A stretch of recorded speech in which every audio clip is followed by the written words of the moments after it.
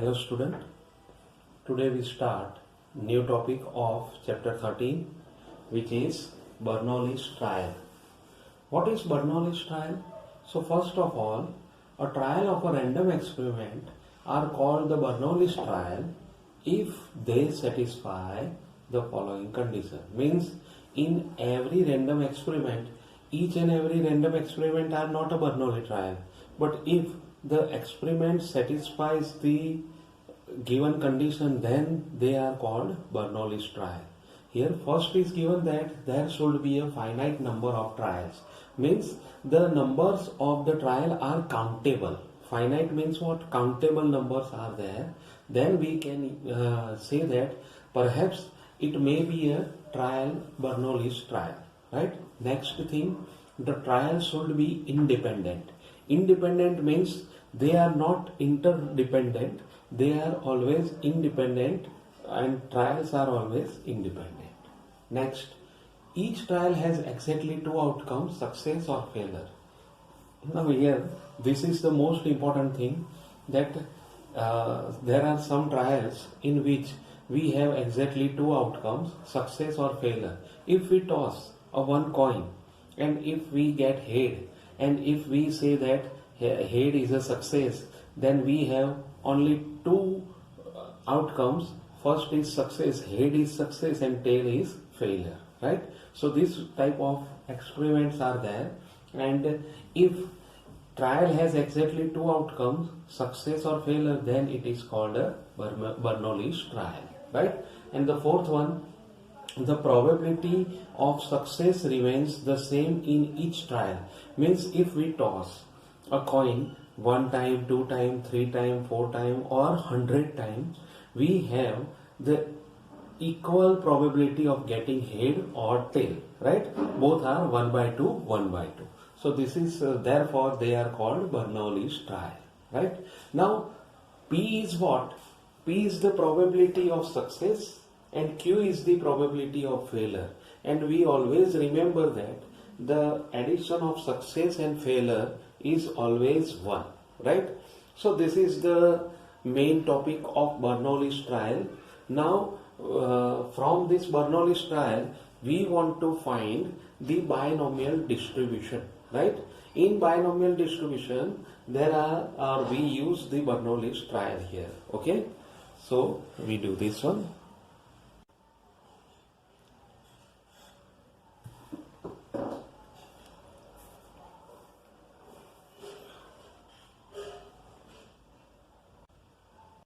Next topic is binomial distribution.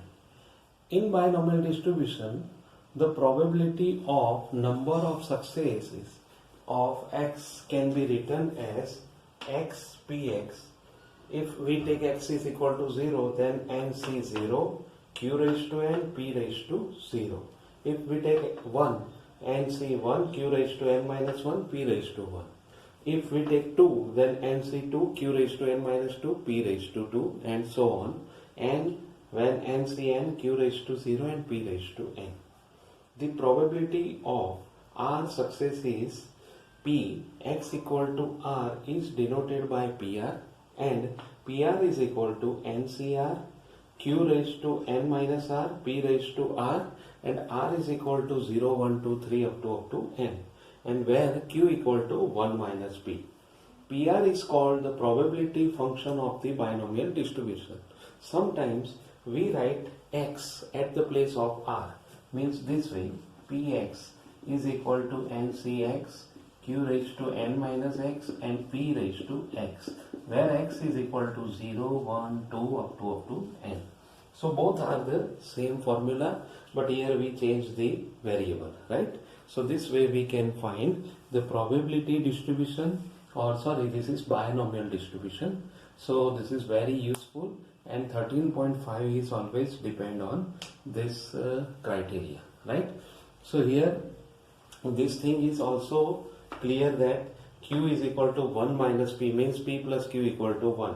Here first what you do, you just find p, success, then you have find the failure, or according to this formula, and this formula if you find them, and how many trials are given. Here n trials are given, therefore we write NCX, NCR or NCX, anything. If we write here number of n is given 5, 4, 3, 100, 200 and so on, then we here just put the value of n, and according to the given condition we find the value of r or x. So this way we can use this binomial distribution and we can easily find the answer. Okay, now here we go for the 13.1. In 13.1 all the sums are depend on this binomial distribution. So remember this thing very carefully, that this formula is important, and how can we apply this formula, it is also important things, right? Now we go for the 13.1.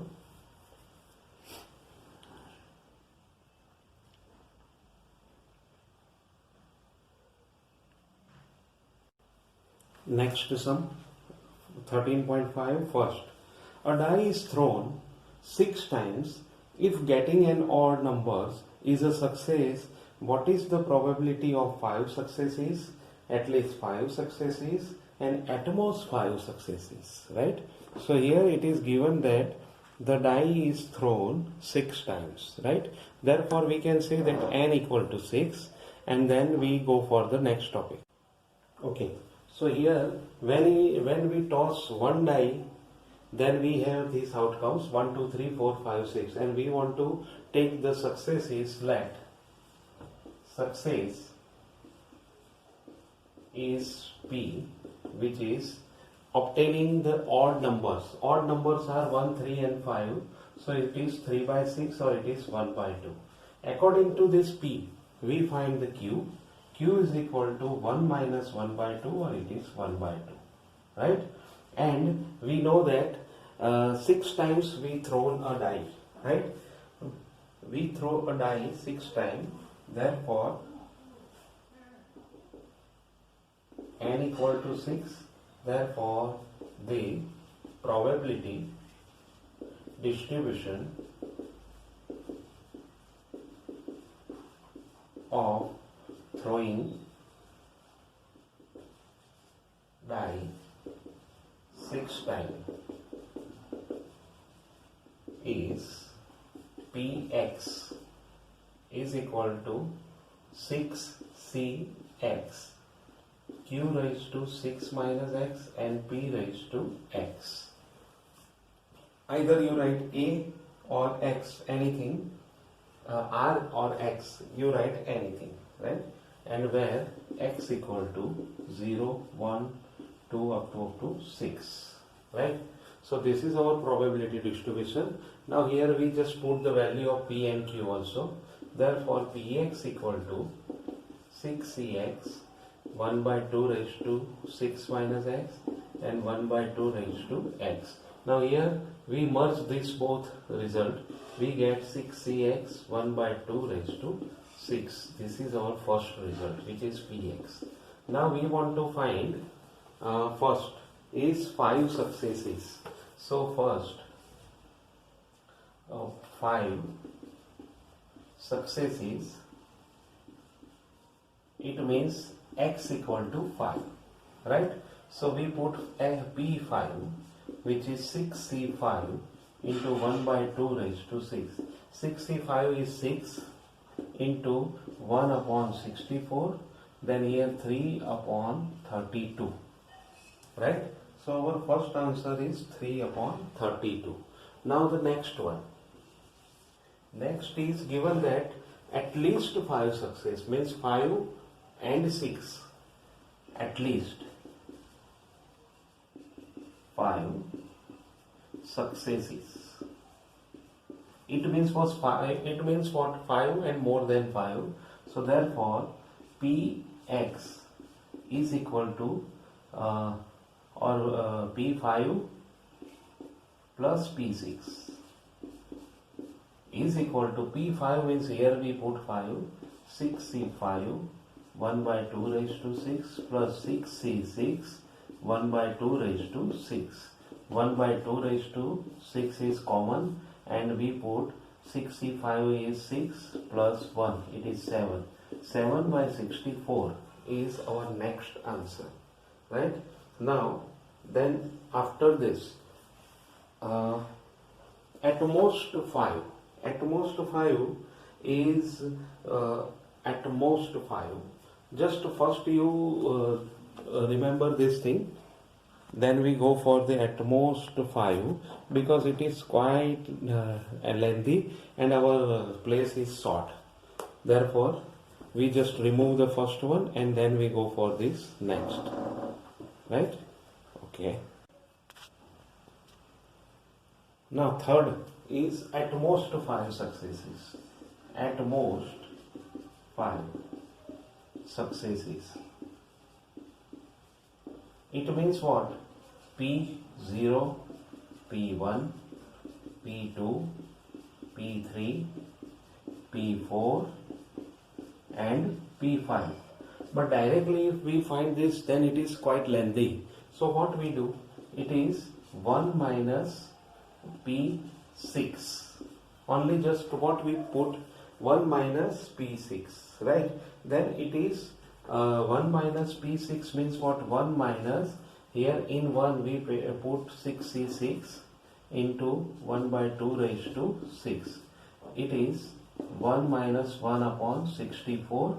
It is 63 upon 64, right? So our answer is there, that the at most 5 successes, the probability is 63 by 64. Okay, so this way we do all the sums one by one, right? Now we go for the next one. Second. Okay, second. In second, a pair of die is thrown 4 times.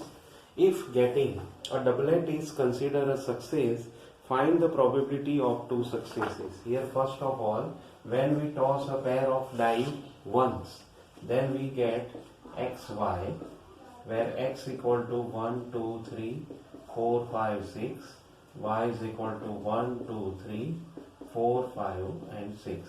And if p is getting doublet or double in digit, then we have this getting double digit is equal to, we take anything p, probability of p, which is 1 1, 2 2, 3 3, 4 4, 5 5, 6 6. So therefore we can say that the probability of this is equal to p, and the 6, so 6 by 36, it is 1 by 6, right? So this is p, and q is equal to 1 minus 1 by 6, it is 5 by 6. So we obtain this p and q. Now 4 times we toss a pair of dice, therefore n equal to 4. And probability distribution, a binomial distribution, not probability is also there, but here binomial distribution is px is equal to x. It is 4cx q raised to 4 minus x and p raised to x. And here we just put the value of 4cx as it is. Q is 5 by 6, 4 minus x and 1 by 6 raised to x. Now here we can't solve it, or we directly simplify it. Now here we want to find what is the probability of 2 successes. 2 successes means x equal to 2, right? Here probability of getting 2 successes is P2, which is 4C2 5 by 6 raised to 2 into 1 by 6 raised to 2. It is 4C2, it is 6 into 25 upon 6 q 4 raised to 4. It is 25 upon 216, right? So this is our probability that 25 upon 216 is the probability of getting doublet in two successive.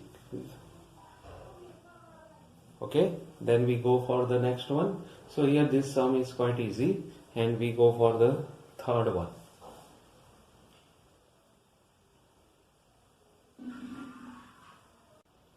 Third is, there are 5% defective item in a large bulk of items. What is the probability that a sample of 10 items will include not more than one defective item? So here we take 5% third.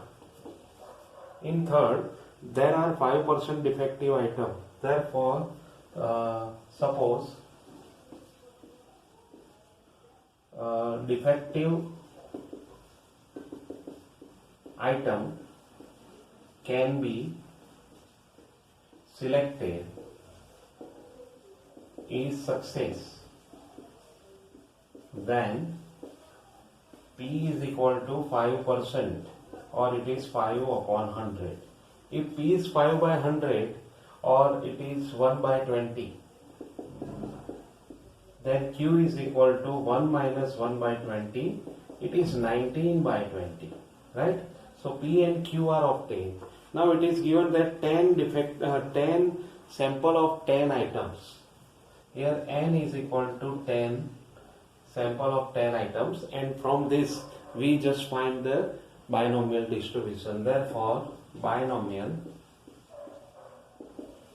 distribution is Px equal to x, which is 10cx 1 by 20 raised to 19 by 20 raised to 10 minus x and 1 by 20 raised to x. This is our first answer. Now what is the probability that it will not more than one defective item? It will include not more than one, means 1 or 0. Therefore we want to find P. X is less or equal to 1. It is P0 plus P1. Now we just gradually put the value 10C0 19 by 20 raised to 10 plus 10C1 19 by 20 raised to 9 into 1 by 20 raised to 1. Okay. Now here we just simplify. First 10C0 is 1 and 19C20 raised to 9. We are taking common. Then what we have? 19 by 20 and here 10C1 10 by 20 is there. So we have 19 by 20 raised to 9 and then 29 by 20 is there, right? Now this is 19 by 9 raised to 9 and 29 into 20. So here we can't simplify, or we don't want to simplify it. We just put it is as it is, and this is the probability, or this is the answer of our probability distribution, right? So it is very easy sum, and just you find the P, Q, N and put in the given distribution table or given distribution formula, and which we want to be obtained, it is given. Then you just put the value of this X or R here and you get your answer very easily. Okay, then we go for the next one. Okay, fourth is given that 5 cards are drawn successively with replacement from a well shuffled deck of 52 cards. What is the probability that all the 5 cards are spade, only 3 cards are spade and none is a spade? Okay, so here we want to select 5 cards are drawn successively, right? Okay, so here let we take P be the probability of success of getting a spade. Now we know that a deck of 52 cards, there are 13 cards are the spade card. So P is equal to 13 by 52, or it is 1 by 4. Therefore Q equal to 1 minus 1 by 4, it is 3 by 4. and we want to obtain 5 cards. Therefore n equal to 5. N equal to 5 cards can be selected. Now 5 cards can be selected. Therefore n equal to 5, p is given 1 by 4 and q is 3 by 4. So we just put binomial distribution is px is equal to 5cx into 1 by 4 3 by 4, not 1 by 4 but 3 by 4 raised to 5 minus x and 1 by 4 raised to x. This is our first result. Now here first thing is given that what is the probability that all the 5 cards are the spade card, means px equal to 5. So 5c5, this is 0, 1 by 4 raised to 5. So it is 1 upon 4 raised to 5, or it is 1 upon 1024. First answer. Now the second one is given that only 3 cards are of the spade. X equal to 3. Only 3 cards, 5c3, 3 by 4 raised to 2 and 1 by 4 raised to 3. So here 5c3 is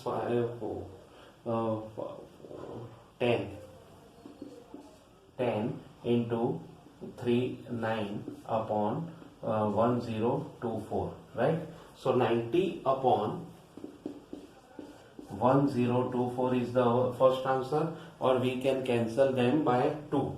Then we get 45 upon 512,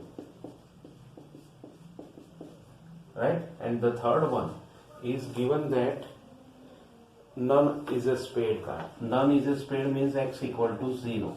It is 5c0, 3 by 4 raised to 5. So it is 3 means 243 upon 1024, right? So in this way we can find our answer very easily, that the 5 cards are of the spade, 3 cards are of the card of spade, or none card are of the spade, right? So this is our 13.5 foursome, okay, and then we go for the next one.